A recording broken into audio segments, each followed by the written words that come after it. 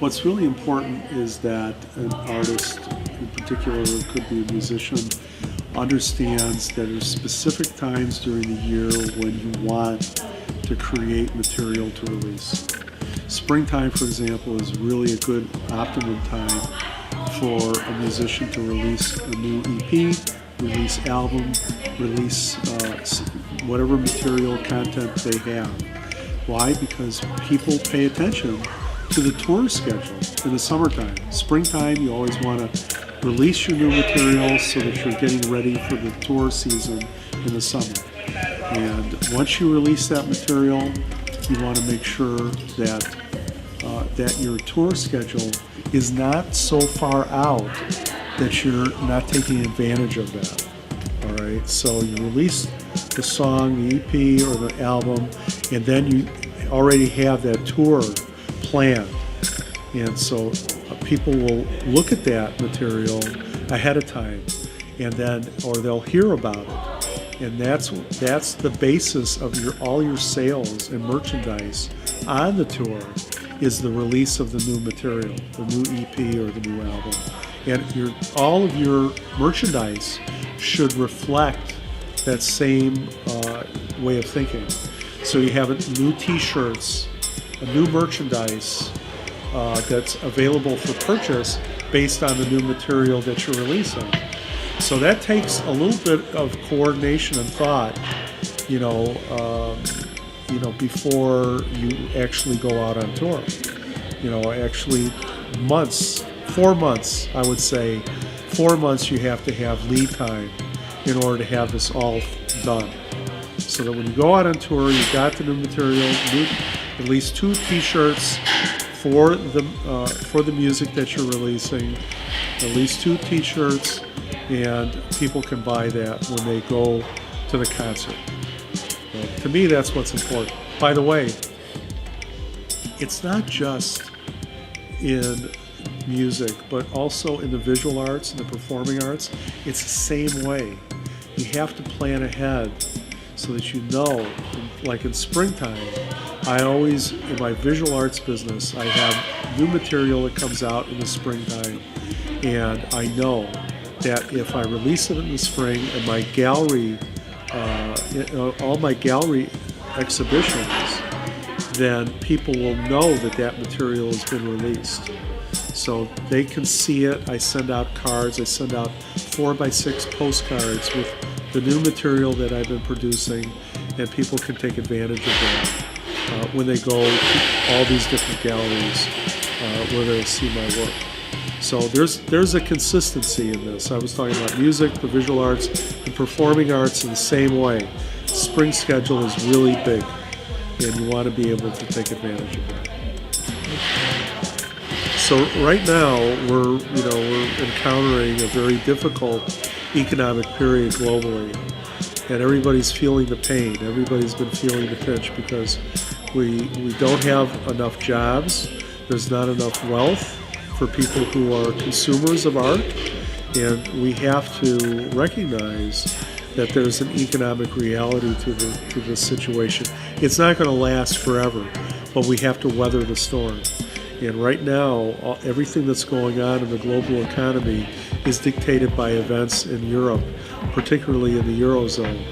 And the fact that capital markets have dried up so dramatically in a relatively short period of time has rendered the financial system, the market financial system, the banking system ineffective. They haven't been able to pump enough liquidity or capital resources into those economies, and now our economy is experiencing the same deficit, the same kind of impact, these wild fluctuations in the stock market and capital markets here drying up. So it does have a big impact on all businesses, but in particular it impacts the arts and artistic endeavors because people don't have enough discretionary income to spend on the arts anymore. And so we have to think a little bit more creatively about how we design and package our art for consumption. And that requires a lot of creative thinking. But I think there are opportunities for doing that if you pay attention. to your demographics and to your niche markets and what people are actually buying and when they're buying it.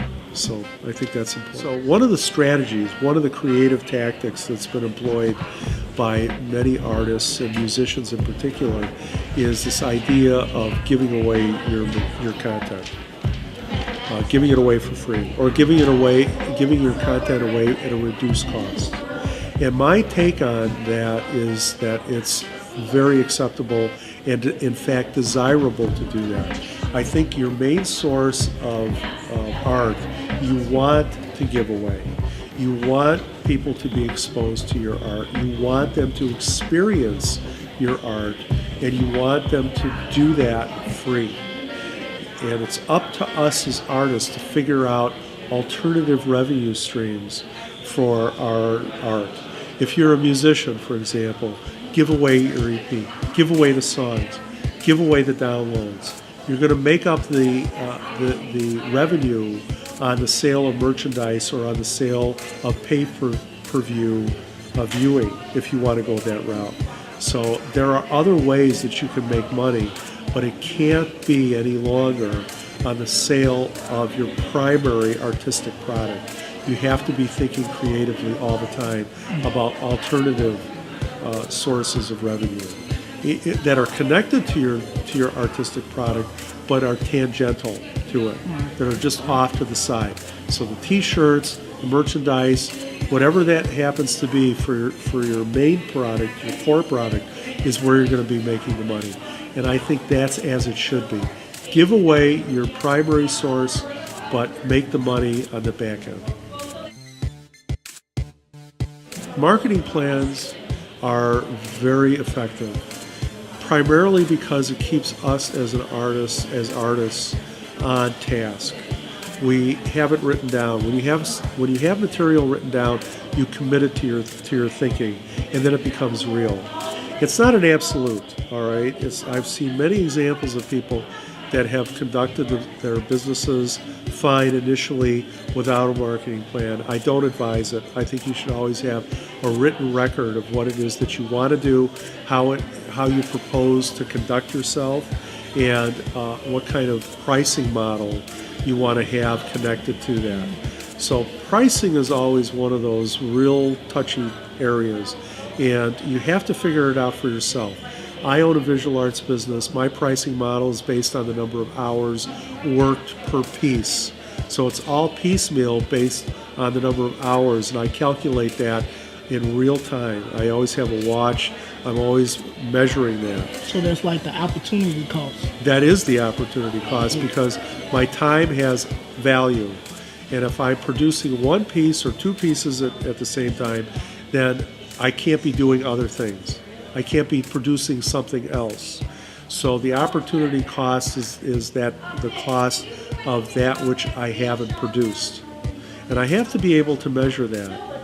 And over time, as artists, we have to be better at measuring that. We have to be a little bit more accurate in figuring out what that is, what that looks like. But pricing is probably the most critical aspect of what it is that I do as an artist, and what it is that we advise our artists to do is to take a hard look at their pricing model and make sure that it makes sense.